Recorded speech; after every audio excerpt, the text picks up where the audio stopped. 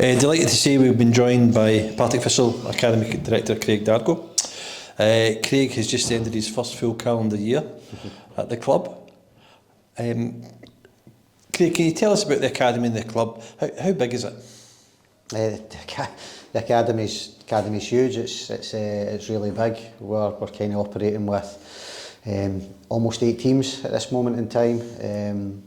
Just in the last 12 months we've instilled a pre-academy as well, which again that adds on an extra couple of teams. So it just goes to show you the scope that we're working at. 2017's age group that we're going is the lowest almost, and then it takes us all the way up to 2007's, which complete our under-18s football team.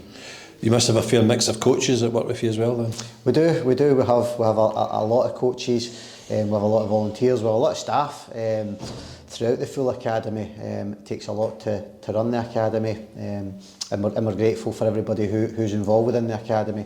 We've got recruitment, physios, sports science, your football coaches, your child wellbeing, you name it, it's there. It all adds up, and everybody plays such an important role to for the academy to keep going.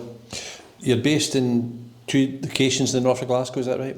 That's right, we have 2 venues in the north of Glasgow. So Peters Hill is predominantly used for our, I would say, not 11-a-side teams, but our older teams, the under-18s, the under-16s, and the 14s predominantly train there, with Springburn being more for the younger age groups, which is our under-11s, 12s and 13s. Recently we've got our pre-academy in it.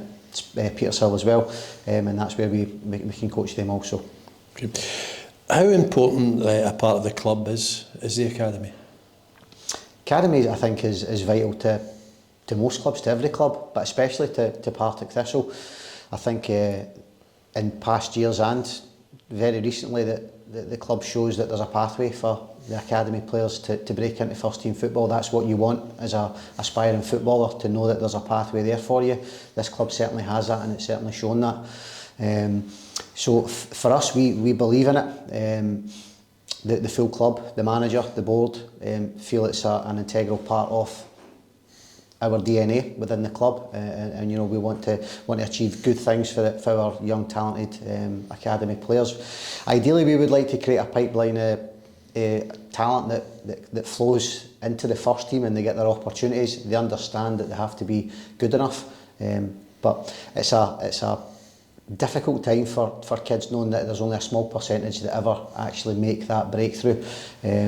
But what we try and do is we try and create an encouraging environment, an environment where kids are happy, that kids that want to come turn up and train and play football, and we try and develop them in the best way that we potentially can, from the technical side of the game at the very, very early age, and as they grow older, the technical side drops a wee bit and the more tactical element comes in, and I think that's where we've got really good full-time members of staff, and James McCarg, who runs the Children's Academy, from the pre-academy and still in the pre-academy and up to the under-13s. And then you've got Mark Wilson, vastly experienced coach, vastly experienced player, great to pass on the knowledge to the older academy, and Mark takes under-18s. So I think we've got good key members in the ideal place for kids' development learning. Is it still true that fans take a bit extra pride in homegrown players? I think we're all supporters at heart, really, and there's nothing more encouraging and better than when you see one of your homegrown players that's Partick Thistle have had a few. They've had a few. I mean, look, we could probably sit here and rhyme off a few. Your most recent ones, I suppose, is your Xander McKenzie's, Ben Stanway's, the flagships probably in Fitzpatrick. Everybody still knows it. Came through the academy, went away, came back again. Shay Campbell's had a go. Tam Holland's been on the bench.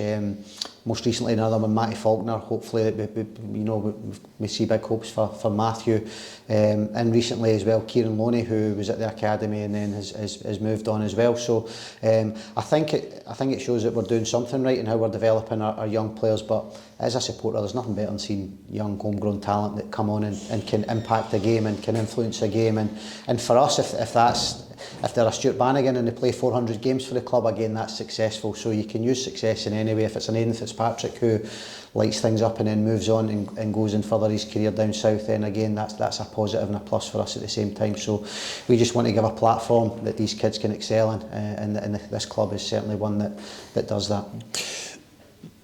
How motivational is it for the players in the academy to know that the first team's in sight?